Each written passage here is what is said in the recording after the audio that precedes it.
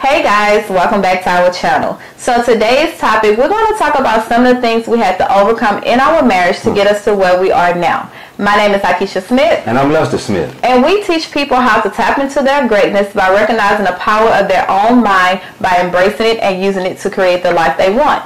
This is Conversations That Lead to Greatness, the Marriage Edition.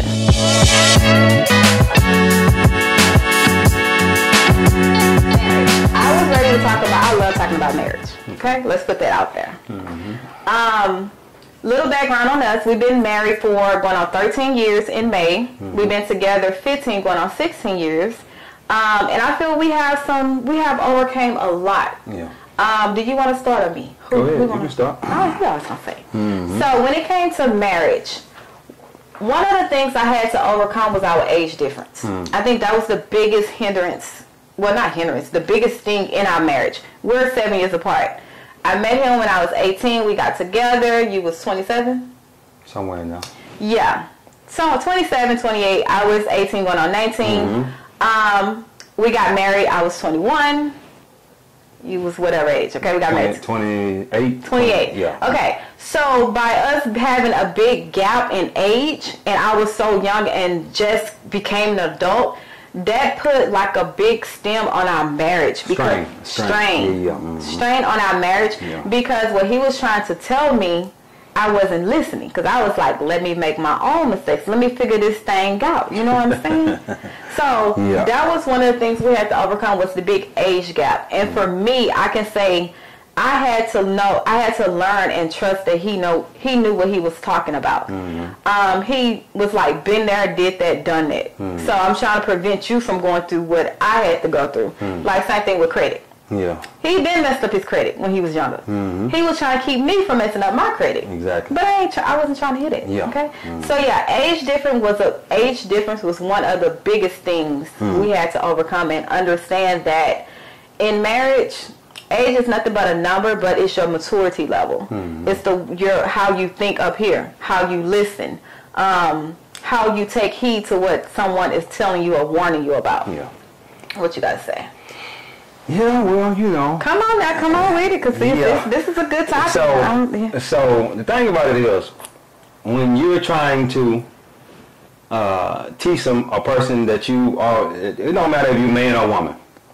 If you're trying to, y'all get married, you're trying to teach somebody the things that you've already went through, and trying to keep them from going through that, and instead of saying, let me go through it myself, let me find out for myself, well, if you do that, you're going to set us back. And that's what I didn't understand. Yeah, you're going to set us back. If you do it, if I allow you to go through that, when I could just tell you, and we can move forward. You understand what I'm saying? But a lot of things, I had to let her find out for herself, because that's what she wanted to do. And of course, it set us back. A little minor details. It wasn't nothing real major. You understand what I'm saying? But when it started costing us money, I got to step in there. Hey, babe, you know what I'm saying? No, it's not gonna work. And that's what caused us to bump heads a lot when we were younger, when we first started off in our marriage. Right. Yeah. So, what was another thing with you?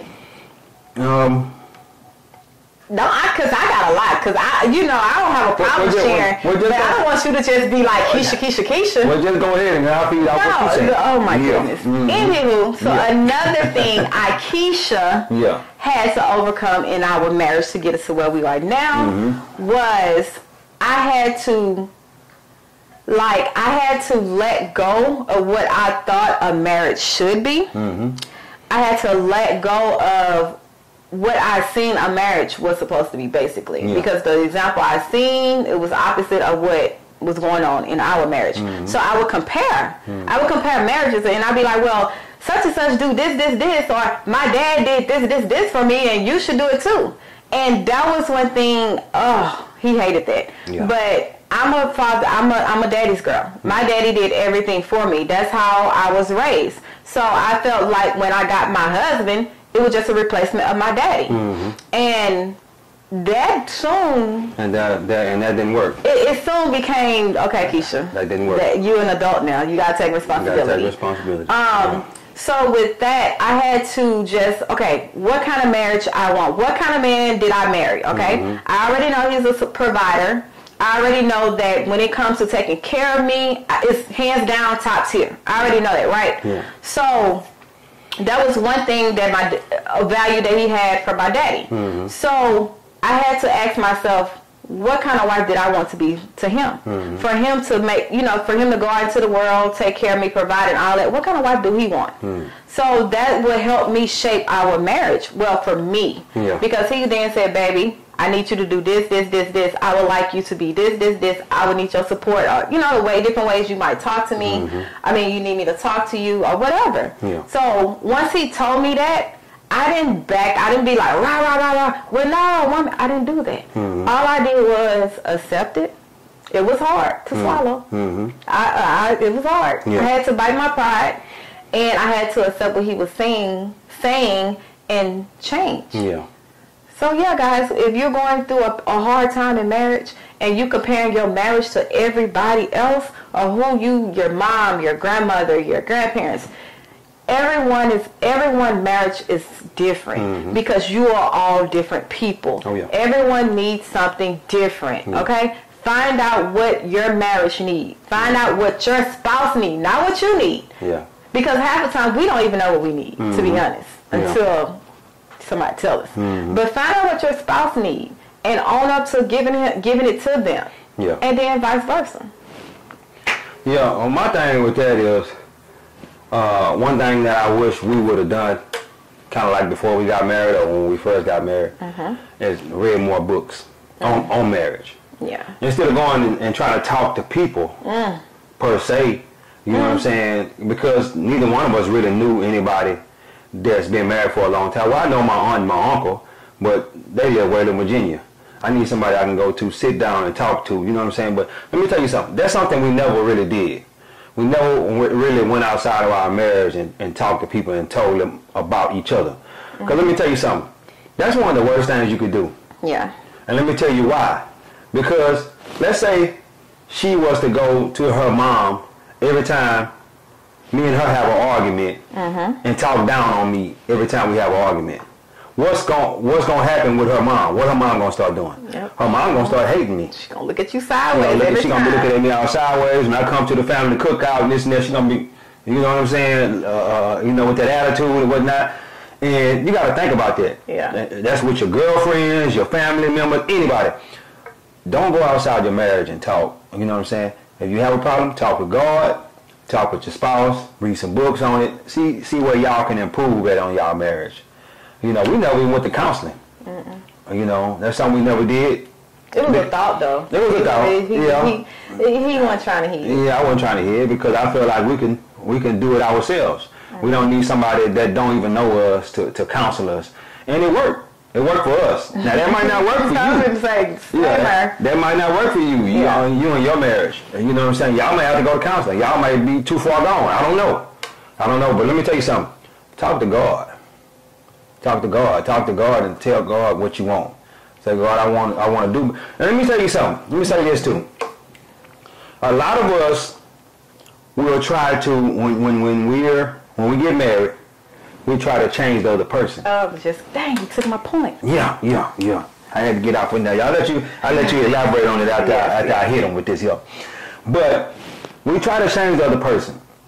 You know what I did? Change myself. And as I changed myself, it got her on board.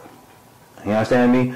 I started doing a deep dive and finding out who I am. Because a lot of us don't know who we are as people. That part. I'm just saying, it man, woman, whoever. We don't know who we are. Yep. And then when I started doing a deep dive on me and learning who I was, and then she, he can lead.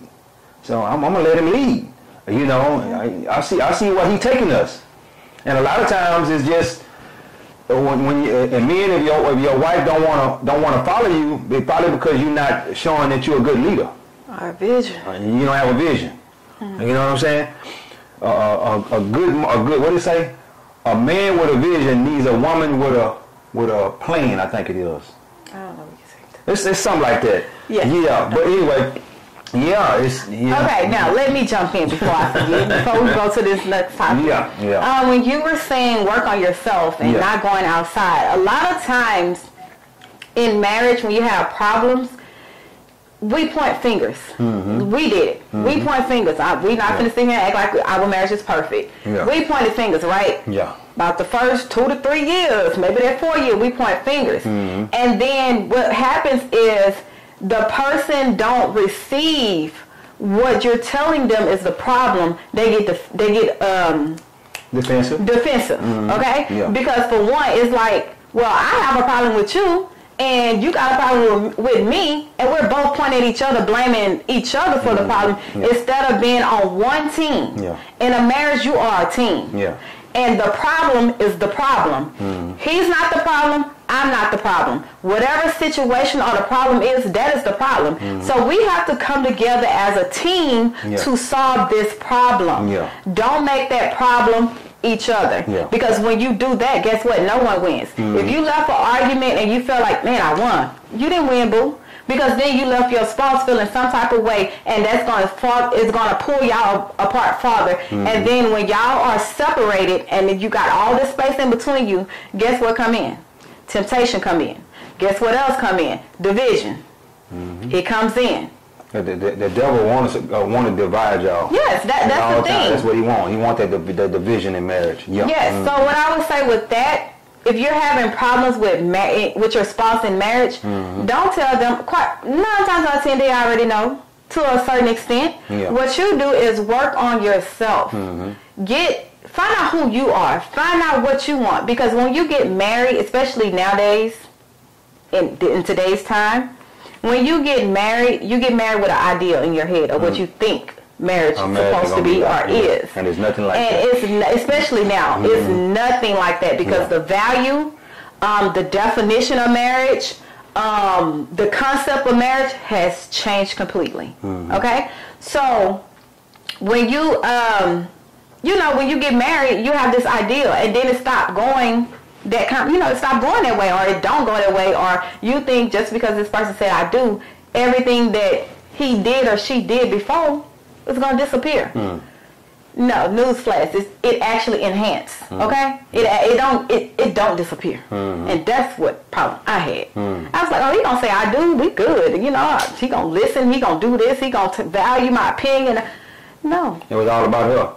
It was all about me. Yeah, she tried to make it all about her.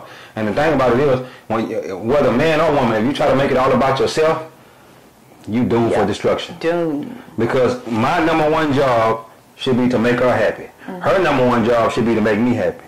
If it's not, then you're doomed for destruction.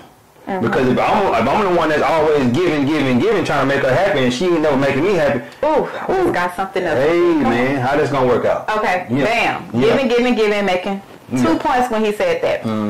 A lot of times when you give and try to make another person happy, and if that person is not happy, one, they don't know what happiness is. They don't know what makes them happy. And I remember in our early years, you used to be like, what you say, like, tell me what you want. Like, what do you want me to do? Tell me. Exactly. And I could never answer that. Because she didn't know what she wanted. Exactly. I did not know what made me happy.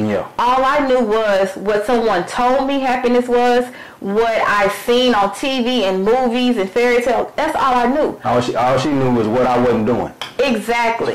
Yes. Yeah, exactly. And I had to get to myself and be like, man, what makes me happy in a relationship? What makes me happy what do I need this other person to do to make me happy, to make me feel happy? But the first thing I had to do was be happy with myself. So you have to get to know you. You got to get to know your flaws and everything, and be happy with who God made you to be. Your uniqueness, your creativity, everything about you, your blueprint, your stamp of approval. You gotta be happy. And then you can cultivate, or you can explain, hey, this makes me happy. This don't make me happy. I like this. I don't like this. I don't like when you talk to me in this tone. I don't like when you hover over me, push me. Now you can communicate. Because the main thing in a relationship is communication. Exactly. It either make or break your marriage. Communication is the number one key. And that's why I used to try to tell her all the time, hey, you got to communicate with me. Let me know what you want. I'm going to let you know what I want. Let's communicate. And because of the lack of communication, the marriage almost ended many times. You know what I'm saying? True. The lack of communication. The communication is vital to anything, any successful marriage. We talking about marriage right now, but any relationship, but it's vital to a successful marriage. You have to communicate with each other. You got to do that, especially if you got kids. Yeah. Oh man, communication is key. You know, because them kids, they'll run over you. You know, they'll ask mama for something, mama say no, and they'll come ask daddy, and daddy say what? Hey, you can have it. She be like, why you telling me? Well, you ain't told me that, you know, they couldn't have it. You know, so, you know, especially if you got kids, that communication is key. It's vital. Yeah. Yes. Yeah. And since we moved on to communication. Hey, man. When we say communication, I think, speaking from my experience of our marriage, communication lack because a lot of times the person you're communicating to don't know how to communicate to you. Meaning they don't know your love language. They don't know how to get through to you the way you will perceive it. I mean, you know, you receive it, not perceive, receive it. So a lot of times in our marriage, it was like, I wanted to communicate with you, but your communication skills was not the communication skills that I could receive, basically. So you come from a standpoint where it's just like, do this, you talking, you giving demands, you do this, that. And to me, I came from, like, if you want to communicate with me, you ask me, you said it in a nice way, or, you know what I'm saying, you explain yourself. It's not the end all be all type thing. And that's what our problem was. You just felt like you knew. To me, that's what it was. My perception of it. You just felt like you knew everything. What you said was right, and this is what it is. This is final cut. I didn't receive that. So the moment you came to me with that type of communication, I automatically became defensive. Automatic, without even knowing. You can be right. So yes, communication is the key, but you have to learn how to communicate to each other. His tone, he knows. To me, tone is everything. You talk to me in the right tone, we good. You talk to me in the wrong tone, oh, I'm already checked out. Done. So he knows tone to communicate with me have to be good, and I have to know that I have to respect him. When he trying to talk, you want my undivided attention. You don't want me looking off, you don't want me listening to nothing, watching nothing. Undivided attention. Exactly. Undivided attention. You know, a lot of times. That's how we found out. Hey, this is how we can receive what another person is trying to tell us. From each other. And with that undivided attention, you know, I would try to talk to her, and she'd be looking at her phone or looking at TV or doing this or doing that. I like, hold up, baby. Let's sit down. Let's talk so that way we can hear each other. Because if you paying attention to your phone or you watching TV, you can't hear what I got to say. And you might hear it, but you don't hear it. You understand what I'm saying? And then when it comes a couple of weeks down the line, and I'll be like, baby, I told you that. She'll be like, no, you ain't told me that because you weren't listening to me. You know, that's real vital on the communication about, you know, making sure y'all sit down and have undivided attention between each other. And find out what your spouse needs to understand as far as communication. What kind of communication skills is needed. So you can receive what that person's trying to tell you. And a lot of times we'll have it, but it's like you gotta take yourself out of marriage. It's no longer I and you and them. It's us. Us. So go into a marriage with any problem or any situation come up, go at it together. You are a team. Don't attack it a thing separate, because when you're separate, guess what? God put us together for a reason, okay? It's a reason. It's like he put the man to lead and the woman is right beside him. She can see what's coming behind him, what's coming to the side of him, and whatever. He can see the forefront. Without one or the other, is left. Something is left. Unattended, basically. So a marriage is a team. That's it. That's all I can say about that. So what was something else we had? I don't want to get with that team. You got to look at it like we're a basketball team, and our goal is to win. Period and point blank. Our goal is to win, and if we losing, if we at odds in our household, we losing. And it ain't nobody's fault but y'all together. Exactly. So we need to be trying to win at all times. And if we're not winning, we're losing. You can only be doing two things: win or lose. Ain't no in the middle. You understand what I'm saying? Yeah. Another thing we had to overcome was divorce. Like, I don't know. Well, if you've been married, you understand the word divorce is always, when you get into an argument, you get heated, first thing you say, divorce. Divorce. I'm a divorce. I want a divorce. First thing, whether you take it serious or whether it's just like a way of control. Divorce, right? So what we did was, from the jump, when we said I do, even before we said I do, we was like, look, divorce ain't an option. Like, I'm not getting married to get a divorce. So if that's what you want, then we ain't finna do it. But we both agreed, hey, we get married, divorce is not an option. Little did we know hard times would come, and it would come soon. So yes, we did throw around divorce, okay? But the thing was, we didn't ever just, it was almost like a get right or, you know, like not a control. Yeah, that's what you were trying to do, control me. I was not, because you did it the most. I'm gonna divorce you. Don't go down. No. So, as men, because men do it first, because y'all love control in all things. That's why, that's why God made y'all who you are, control. And when a man will say it in a relationship, oh, I want a divorce. And us women, because we love and we're nurturing and we don't want a divorce to happen, we'll try to make the other person happy. You know what I'm saying? Okay, well, what he complain about now? Let me just do this. Let me clean up. Let me wash the dishes more. You know what I'm saying?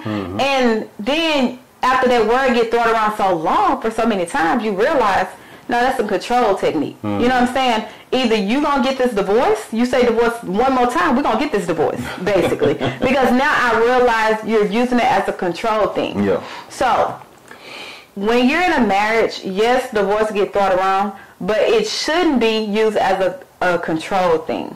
Make divorce not an option. It's not. It's here. It's us.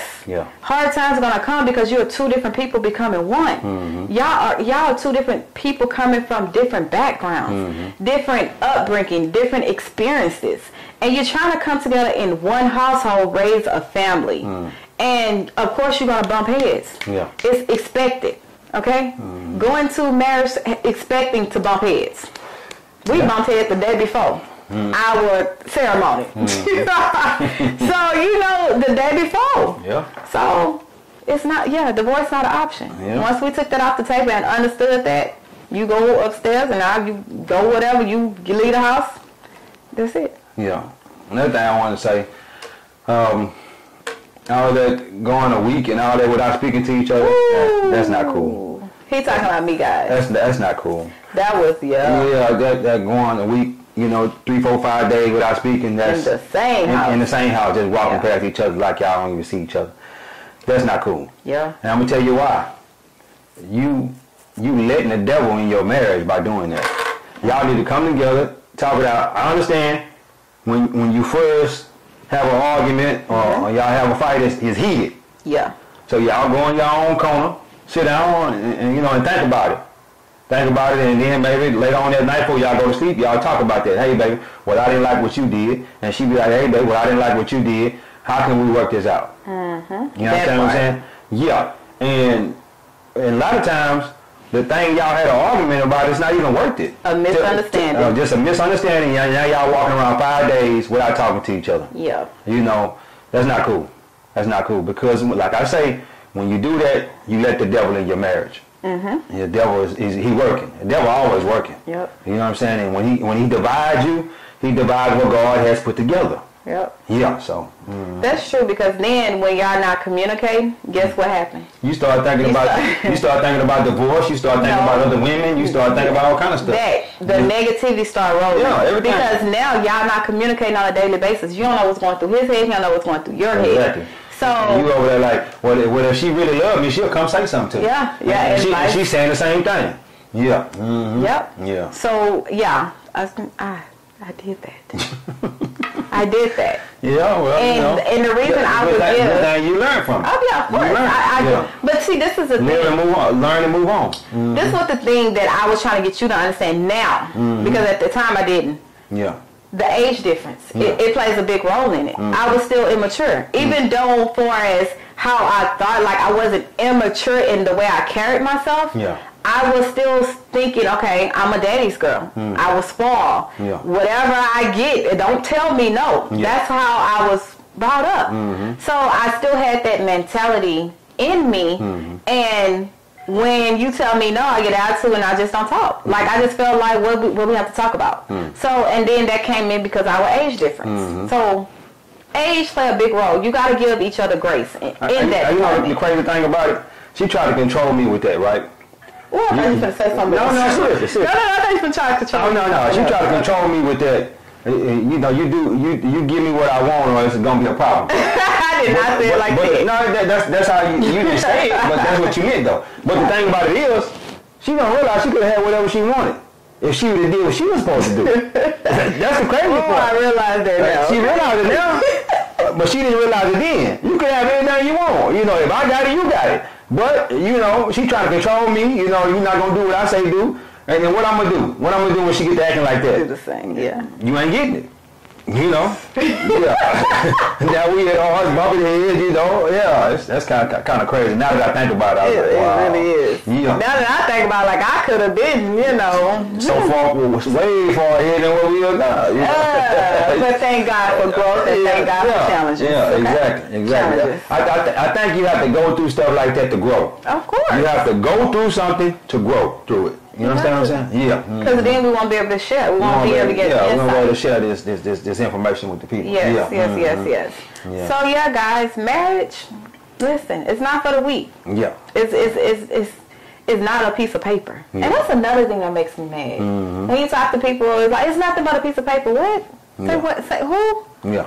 Okay. Yeah. And it's not even just saying the biblical principles, not even going with the Christianity or the religious way of marriage, but in mostly all states, right? They have a thing called when something was to happen, and say for instance something at the hospital, you gotta make a life-changing decision, or you die, or something big happened where the next person next of kin have to make the final decision over your life or over the whole situation. Guess what? Just because you've been a live-in, shacked up boyfriend, girlfriend for 20-some years, guess what? You still have no rights. Yep. You have no right to that person. Them kids have the right. If they got kids. Whoever is next to kin. Whoever is next to kin. Yes. That's who got the right. That's who have the right. So it's not just about paper. It's about, I wouldn't say ownership, but it's about... It's the covenant. It's a covenant. It's a covenant between us and God. Religious way. Yeah, but that's just the truth. It's a law, basically. Yeah. The state recognized marriage as a law, as a binding contract. Okay. Exactly. So, if say for instance something was to happen to him, and I've been with you 20 years, right? We lived together. We did everything married people did, but we never said I do in the state of Texas. Okay. Yeah, never signed that paper. He was to pass away, or he was a, God forbid, life support or whatever. Guess who gets to make that decision? Next of kin. Either the next of kin, which will be his mother or grandmother, whatever, or my kids. The kids are too young. I wouldn't have no right or say so in that decision. Exactly. No matter how long I done lived and we shacked up and did this married thing. No rights. Yeah. Okay? And another thing. Divorcing. It's so many people. I think I read on social media. There's so many people. It's this one guy. He got separated, right? Never got divorced. Been separated for 20-some years. Went on to live or create a whole nother life with a girlfriend for 10 years. He passed away. The wife got all the rights. The wife got every right. Got all everything he owned. Everything was in his name. Everything went to the wife. No matter the girlfriend had his kids and all this stuff, the wife come before kids. Your wife or your husband is next to kin. Yeah. It ain't your kids. So yeah, it's more than a piece of paper, guys. It really is. Yeah, I had a coworker. He left his he got married and he left his daughter the house. Okay. The daughter couldn't put the wife out. Nope. Until the wife either die or she, I think, get behind on the taxes or something like that. She had to go in and take it that way. Yeah, she had to take it that way. But she can't put her out though. No. You know, even though the house is hers, is the daughter's, she can't put the lady out though. Nope, just because he passed away. Yeah, exactly. Yeah. So yeah, guys, marriage is a beautiful thing. And as we close, what I want you guys to take away from this video is go into marriage with without an idea of what you think it is. Like, not a perception of what you see on TV or what you see someone else. Even with our marriage, because our marriage might not work for you. The things we do, it might not work for you. So go in as a blank slate. And then day by day, you build what y'all want y'all marriage to be. Day by day. Exactly. What y'all want. What makes y'all happy. If the roles is not the social norm or society norm, so what? It works for y'all. Don't be sitting there bickering because it's not the norm. What? That's dumb, though. Like, so many people do that because, oh, the woman make a lot of money and then the man feel like less than. So what? It's all about what work for y'all. Whatever work for y'all, what work in our marriage might not work for y'all in y'all marriage. What work for your mom and your daddy in their marriage might not work for y'all in y'all marriage. You can't use other people's marriage in your marriage. You know, you might be able to take a few things away from that and use that, but even that might not still work. It might not work because y'all are different people. Exactly. You're not marrying that person. You marrying your spouse. So you got to find out what they want. Exactly. One more thing. One more thing before we close it out. For you guys that don't have kids yet, when y'all have kids, the marriage is gonna be that much harder. You understand what I'm saying? We waited 10 years before we had kids. 10 years together. I think we was married 7 years before we had kids. And the marriage the kids make the marriage that much harder. So enjoy each other first before y'all have kids. Don't just jump in a relationship, have kids, then get married. No, that's the wrong way to go about it. I'm telling you, enjoy each other first.